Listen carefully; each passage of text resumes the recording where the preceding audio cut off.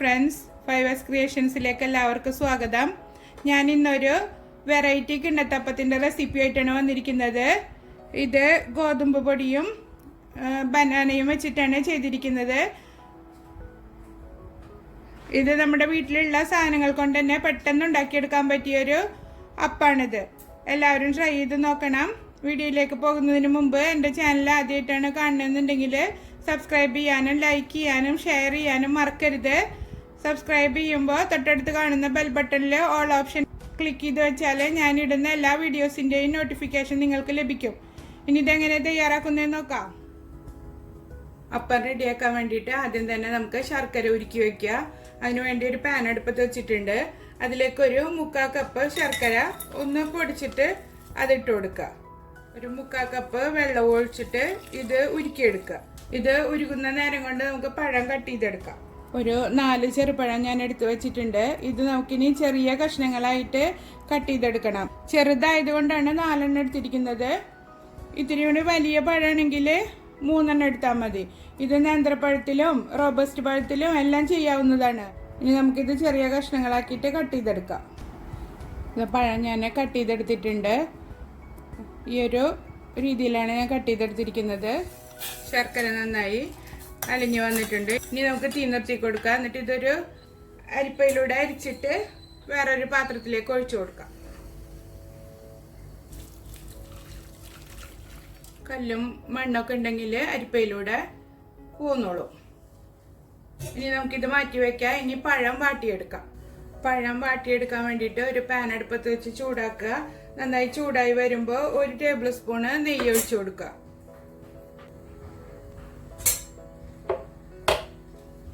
നെയ്യ് ചൂടായി വന്നിട്ടുണ്ട്. അതിലേക്ക് പഴം അരിഞ്ഞ് വെച്ചത് ചേർത്ത് കൊടുക്കുക. നന്നായി വാട്ടിയെടുക്കുക. ഇതിൽ പഴവും നെയ്യും ചേർത്തിട്ട് വാട്ടിയിട്ട് ഉണ്ടാക്കുമ്പോൾ നല്ല ടേസ്റ്റാണ്. അമ്മാതിരി തന്നെ നല്ല മണമുണ്ട് നെയ്യിലിട്ട് വാട്ടിയെടുക്കുമ്പോൾ. വളരെ എളുപ്പത്തിൽ 4 മണിക്ക് ചായക്ക് ഉണ്ടാക്കിയെടുക്കാൻ പറ്റിയൊരു പലഹാരമാണിത്. നമ്മൾ സാധാരണ കിണ്ണത്തപ്പം ഉണ്ടാക്കുന്നതിലേക്കാട്ടും വ്യത്യസ്തമായിട്ടാണ് ഇത് ചെയ്യുന്നത്. ഗോതമ്പ് മാവിലല്ലേ ഇത് ചെയ്യുന്നത്. പഴമൊക്കെ ചേർത്തിട്ട് നന്നായി വാട്ടിയെടുക്കാം. പഴം വാടി വന്നിട്ടുണ്ട്. അതിലേക്കൊരു 1/2 കപ്പ് തേങ്ങ ചെറുകിയത് ചേർത്ത് കൊടുക്കുക. എന്നിട്ട് രണ്ടും കൂടി നന്നായി വഴറ്റിയെടുക്കാം. വഴറ്റിയിട്ട് തേങ്ങ ഒന്ന് കളറ് മാറി വരുമ്പോൾ നമുക്ക് തീ നിർത്തി കൊടുക്കാം. ഒരു 2 മിനിറ്റ് ഇതിലിട്ടിട്ട് നന്നായി വഴറ്റിയെടുത്തിട്ടുണ്ട്.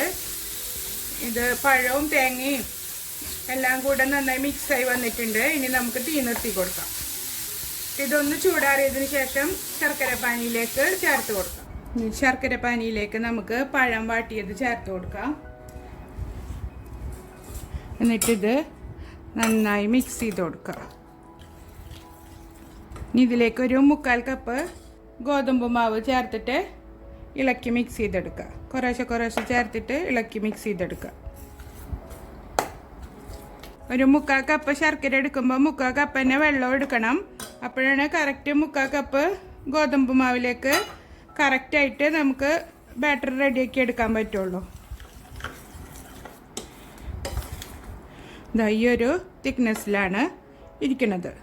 ഇപ്പം നിങ്ങൾ 1 കപ്പ് ഗോതമ്പ് മാവാണ് എടുക്കണമെന്നുണ്ടെങ്കിൽ ശർക്കരയും വെള്ളവും ഒക്കെ അതേ അളവിൽ തന്നെ എടുക്കണം. ഇത് സ്റ്റീം ചെയ്തെടുക്കുകയാണ് നമ്മൾ ചെയ്യണത്. അപ്പം റെഡിയാക്കാനുള്ള പാത്രത്തിൽ അല്പം നെയ്യ് ഒഴിച്ചിട്ട് ഒന്ന് ബ്രഷ് ചെയ്ത് കൊടുക്കുക.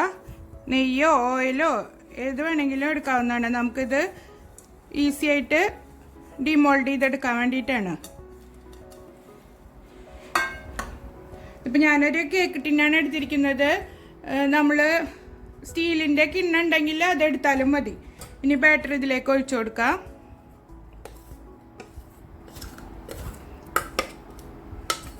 ഇനി ഇത് നമുക്ക് സ്റ്റീം ചെയ്തെടുക്കാം. ഇതേ ബാറ്റർ തന്നെ നിങ്ങൾക്ക് ഇഡ്ഡലി തട്ടിൽ വെച്ചിട്ടും ചെറിയ ഇഡ്ഡലിയാക്കി അങ്ങനെയും തയ്യാറാക്കി എടുക്കാം. നോൺ സ്റ്റിക്കിൻ്റെ ചെമ്പിൽ ഒരു തട്ട് വെച്ചിട്ട് വെള്ളം ഒഴിച്ചിട്ട് വെച്ച് കൊടുത്തിട്ടുണ്ട്. അതിന് മുകളിലേക്ക് ഈ കേക്ക് ട്രേ ഇറക്കി വെച്ച് കൊടുക്കുക. കറക്റ്റ് ചെയ്തിട്ട് വെച്ച് കൊടുക്കുക.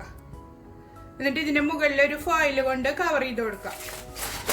ഇതിൻ്റെ ഉള്ളിലേക്ക് വെള്ളം ഇറങ്ങാതിരിക്കാൻ വേണ്ടിയിട്ടാണ് നമ്മൾ ഫോയിൽ വെച്ചിട്ട് കവർ ചെയ്തെടുക്കുന്നത്.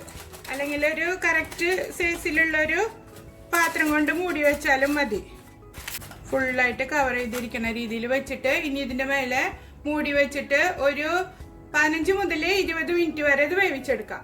മീഡിയം തീയിലിട്ടിട്ട് വേവിച്ചെടുക്കാം. 20 മിനിറ്റ് ആയിട്ടുണ്ട്. ഇനി ഇത് തുറന്നു നോക്കുക. അതിനിടയിൽ ഞാൻ ഒരു പ്രാവശ്യം നോക്കിയിരുന്നു, അപ്പോൾ വെന്തിട്ടുണ്ടായിരുന്നില്ല. ഒരു സ്പൂണിൻ്റെ തല കൊണ്ട് പൊക്കി കൊടുക്കുക, അല്ലെങ്കിൽ കൈമ്മലേക്ക് ആവി വന്നിട്ട് പൊള്ളാൻ സാധ്യത ഉണ്ട്. ഒരു ടൂത്ത് പിക്ക് വെച്ചിട്ട് ഒന്ന് കുത്തി നോക്കുക. ഇതിൽ പിടിക്കുന്നൊന്നുമില്ല, നല്ല ക്ലിയർ ആയിട്ട് വന്നിട്ടുണ്ട്. നമുക്കിനി ഇത് ചൂടാറാനായിട്ട് മാറ്റി വെക്കാം. അപ്പം നന്നായി ചൂടാറി വന്നിട്ടുണ്ട്. ഇനി ഇതിൻ്റെ സൈഡുകൾ ഒരു കയ്യിലുപയോഗിച്ചിട്ട് ഇങ്ങനെ പിടിച്ചു കൊടുക്കുക. അപ്പം നമുക്ക് ഡിമോൾഡ് ചെയ്തെടുക്കാൻ ഈസി ആയിരിക്കും. നമുക്കിനി ഇത് ഡിമോൾഡ് ചെയ്തെടുക്കും. നമ്മുടെ ഹെൽത്തി ആയിട്ടുള്ള കിണ്ണത്തപ്പം റെഡി ആയിട്ടുണ്ട്. കണ്ട നല്ല സോഫ്റ്റ് ആയിട്ടാണ് ഇരിക്കുന്നത്. ഇനി ഞാനിത് കട്ട് ചെയ്തിട്ട് കാണിക്കാം. ബേക്കിംഗ് സോഡയോ ഒന്നും ചേർത്തിട്ടില്ല, നല്ല സോഫ്റ്റ് ആയിട്ടാണ് ഇരിക്കുന്നത്. എല്ലാവരും ട്രൈ ചെയ്ത് നോക്കണം. എൻ്റെ ചാനൽ സബ്സ്ക്രൈബ് ചെയ്യാതെയാണ് കാണുന്നുണ്ടെങ്കിൽ സബ്സ്ക്രൈബ് ചെയ്യാനും ലൈക്ക് ചെയ്യാനും ഷെയർ ചെയ്യാനും മറക്കരുത്. അടുത്തൊരു യൂസ്ഫുൾ വീഡിയോയുമായി വീണ്ടും കാണാം. ബൈ.